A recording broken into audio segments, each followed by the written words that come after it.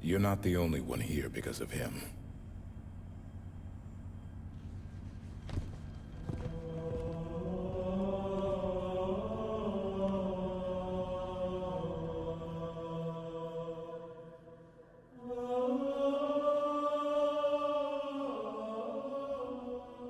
What makes Halo 5 great is its innovation to the series' gameplay.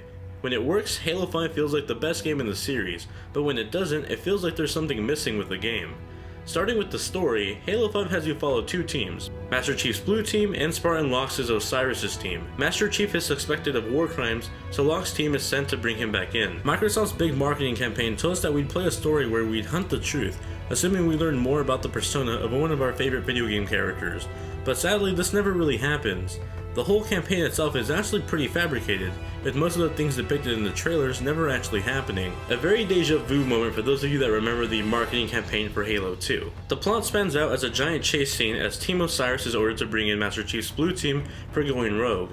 What's more surprising is that most of the story is actually played through the eyes of Spartan Locke rather than Master Chief himself. Out of the 15 missions available to you, you only actually play 3 of them as Master Chief. Because you're playing as Spartan Locke so much, you'll spend a lot of time with Team Osiris, and you'll get to learn more about this team of Spartans through the background chat in the campaign. While you do learn more about the backgrounds of these characters, it never really expands on the idea of Spartan Locke just having a mission to bring Chief back. There isn't really any personality, emotion, or just goals for this whole mission. It's just a soldier following orders, and it's slightly disappointing. While on the other hand, Master Chief's performance is great as always, but you only get to play as him 3 times in the entire game. Additionally, his Blue Team may seem like a set of random Spartans to those of you that have only played the games themselves, but if you've read more into the expanded universe, like the books or just saw the animated Fall of Reach animation, you'd know who these Spartans were, and that they mean a lot more to Chief than you'd know if you hadn't looked into the expanded universe. The whole campaign really just caters to most of the hardcore Halo fans. It's slightly disappointing, but at least the gameplay was done right. Halo 5's campaign co-op split-screen mode was scrapped for in favor of having 3 other AIs with you at all times. While playing solo, these AIs can actually be pretty helpful sometimes, and other times they could be the bane of my existence. Every once in a while, I'd die and the Spartan would come save me, but other times they'd get stuck in a ditch or all come at once and get themselves killed rather than just save me. This is where the online co-op really shines. It feels perfect for it. The campaign maps are large, much more open sandboxes that encourage exploration. Having a friend there to help you explore makes it a ton of fun. During your first playthrough, you may attack a Covenant group head-on, but might discover in a replay mission that there's actually a secret path to a cliff with snipers, giving the player multiple ways to approach different situations. Sure, it would have been great to have a split-screen option, but for what it does offer, it's a lot of fun. Overall, the story was slightly disappointing. It feels very much like Halo 5 Ground Zeroes, rather than an actual full campaign. Let's just say if 343 Industries ever decides to make a campaign DLC for Halo 5, I'll definitely know why. But at least the gameplay is a lot of fun. Halo 5 actually makes me feel like a badass super soldier when I play it. You're now able to defaultly use the thrusters in first-person view to quickly jump out of a sticky situation, or perhaps reach a platform. You can also grab onto ledges and climb onto platforms with the addition of the thruster I just mentioned. It feels much more fast-paced while still feeling like a Halo game. Every weapon in the game has some sort of iron sight now, making some weapons much more useful than they were in previous games. Activating this feature while falling to the ground will actually make you hover, perfect for aiming while in the air. You can also hold the melee attack when falling to the ground or in the air to charge at an enemy. The new gameplay changes really improve the pacing of Halo 5 while still having it feel like Halo. Halo 5 Guardians truly has the best gameplay mechanics in any of the games in the series.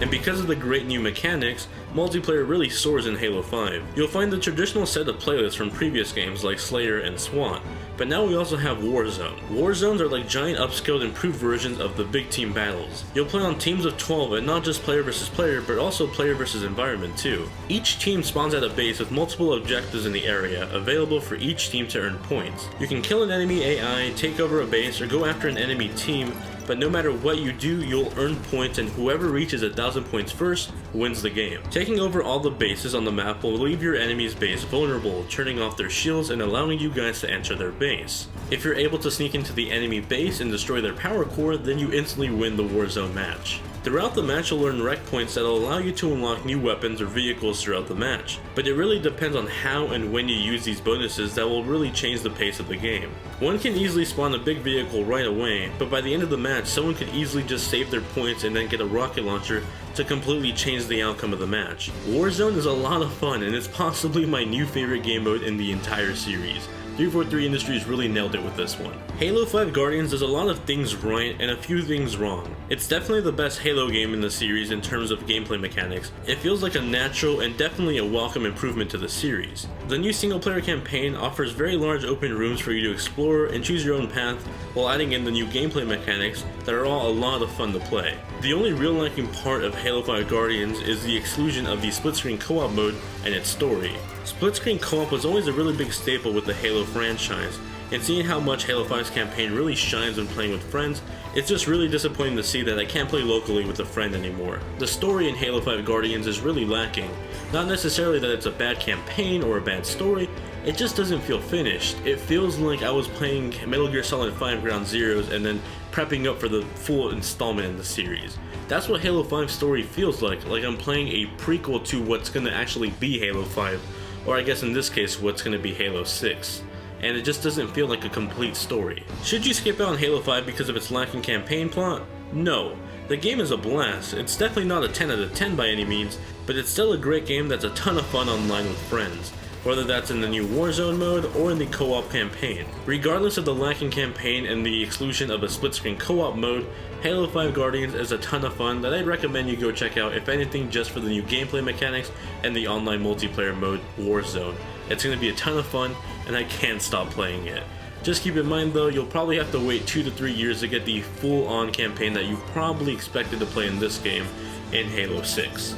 And that does it for my review of Halo 5 Guardians for the Xbox One. I hope you guys found the review enjoyable and useful. Hopefully it helped you decide that you should get this game or not. And if you guys did find it enjoyable and useful, give it a like. It really helps me out, and it helps more people find out about the review on YouTube. Also, sharing it on Twitter, Facebook, or Reddit really helps me out too. It helps more people find out about this channel, so I greatly appreciate it. Thank you. If you guys did pick up Halo 5 Guardians this week and you guys want to play Warzones with me, all my usernames are in the description below. My gamer tag is Luismacintosh, so if you want to play Warzones with me, feel free to add me and let's have some fun this weekend. Thank you all very much for being some awesome viewers and part of the GvN fam, and I'll catch you guys in the next one. Later.